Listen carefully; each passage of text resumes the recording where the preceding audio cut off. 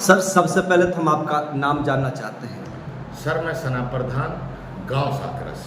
और जो भाजपा की तरफ से आपके पास क्या जिम्मेदारी भाजपा की तरफ से हमारे पास जो जिम्मेदारी, हम राव इंद्रजीत सिंह के सिपाही हैं और पूरे इलाके में हम काम कर रहे हैं।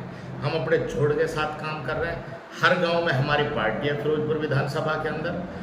अब आज का जो हमारा दौरा था, कम से कम 12 गाँव का हमने दौरा किया है। सबसे पहले तिगावा, बूचाका और बुबलेड़ी, ढाणा और चांदड़ा का, इन सारे गांवों का हमने दौरा किया है। हमारे जितने भी साथी थे हमारी पार्टी के, सारे खड़े हो गए और हम एक जो है बुबलेड़ी गांव के अंदर एक बहुत 20 तारीख को एक बहुत ऐतिहासिक राव इंद्रजीत का प्रोग्राम कराना जा रहे हैं। जो ये अफवाहें चल रही हैं कि भाई मेवात के लोग कांग्रेस पार्टी को वोट दे रहे हैं, ऐसा नहीं है। राव इंद्रजीत सिंह की बराबर हर गांव के अंदर पार्टी खड़ी है और हम ये उम्मीद करते हैं मेवात वासियों के राव साहब को फिरोजपुर विधानसभा से हमारे हर गांव के जो पंचायत सरपंच हैं, पंच मेंबर हैं, जो राव साहब के साथ जुड़े हुए, हर गाँव से राव साहब को जिता के भेजेंगे इंशाल्लाह। ये हम उम्मीद करते हैं जनता से, सरपंचों। सना भाई, ग्राउंड से रिपोर्ट आती है, लोग पूछते हैं कि राव इंद्रजीत ने जो विकास मेवात के लिए कराए हैं, आखिर लोगों तक वो विकास की सूची पहुंच नहीं पा रही है।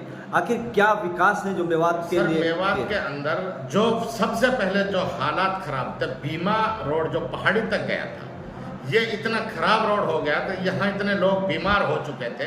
हमारे मौलाना करम इलाही चेयरमैन की मेहरबानी, उनकी मेहनत जो उन्होंने राव साहब के पास की, उन्होंने इस रोड को पहाड़ी तक राव इंद्रजीत की मेहरबानी से ये रोड हमारा बना।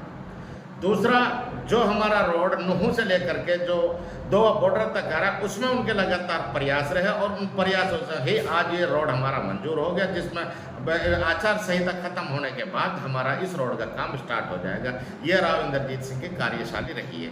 और दूसरा, मेवात की 36 बरादरी को साथ लेकर के चलने वाले नेता हैं, बहुत अच्छे और बहुत बढ़िया ईमानदार नेता मेवात के लिए साबित हुए।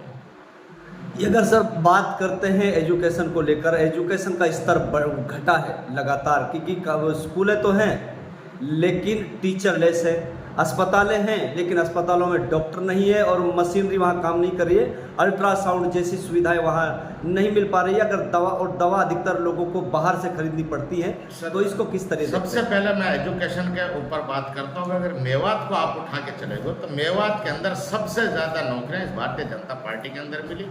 दूसरा, सबसे ज़्यादा जो आज बच्चे टॉपर जो निकल के जा रहे हैं, MBBS, हमारे MBBS जो लड़के मेवात के सबसे ज़्यादा जो है आज की तारीख में जा रहे हैं, तो ये एजुकेशन का बढ़ावा ही, एजुकेशन बढ़ रही है मेवात में। ये तो अलग है कि कांग्रेस पार्टी इस तरीके की बातें करती है, लोगों को बड़गड़ाती है कि भाई यहाँ विकास नहीं हो रहा, यहाँ एजुकेशन नहीं हो रही, सब हो रही है। जो पहले लोग जो है ना नेताओं को पैसा दे करके नौकरियाँ लगा देते हैं, आज इस सरकार के अंदर ये पोजीशन है कि सर जो माइंडेड है, किसी गरीब का बच्चा है, अमीर का बच्चा है, अगर उसके अंदर दिमाग है तो वह अपने क्वालिफिकेशन के ऊपर या अपने टेस्ट की तैयारी के ऊपर जॉब कर रहा है। आज ऐसे मेवात के कम से कम 40 बच्चे JEE टेस्ट कर चुके हैं, जो आज नौकरियां इस भारतीय जनता पार्टी के अंदर लगे हुए।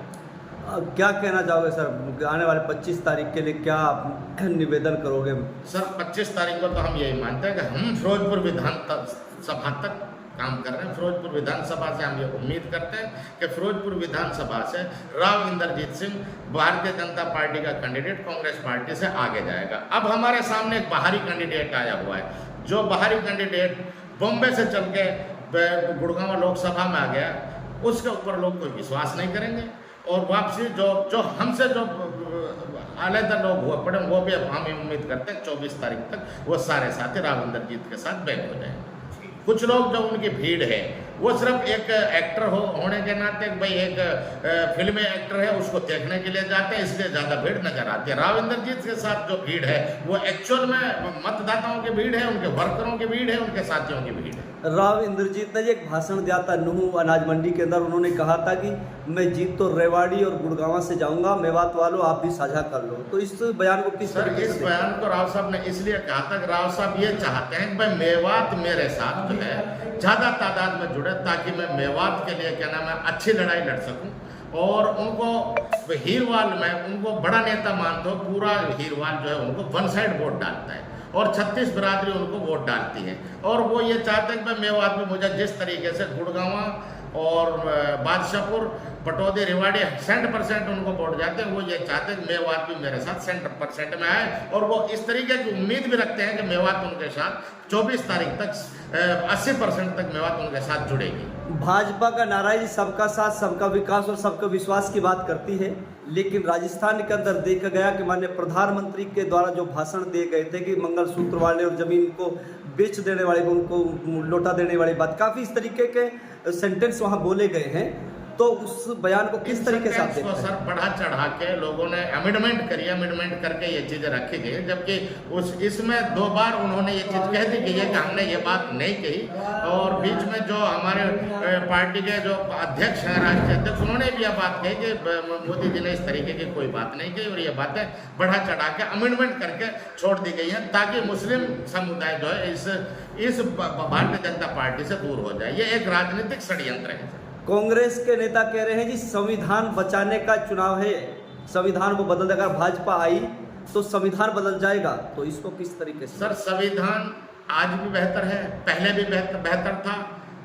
ये सब बनावटी बातें हैं। इन बातों को सिर्फ लोगों के दिमागों को भड़काने वाली बातें हैं। ऐसा कुछ भी नहीं। संविधान पहले भी चल रहा था, संविधान आज भी है। क्योंकि भाजपा ने 400 पार का नारा दिया है, और 400 पार ही क्यों जरूरी है कि 400 पार से ही कोई इस संविधान को बदला जा सकता है? सर ऐसा नहीं है। अब भी सरकार, अब जो सरकार चली फुल बहुमत में सरकार थी, अब तो ऐसा कुछ नहीं हुआ।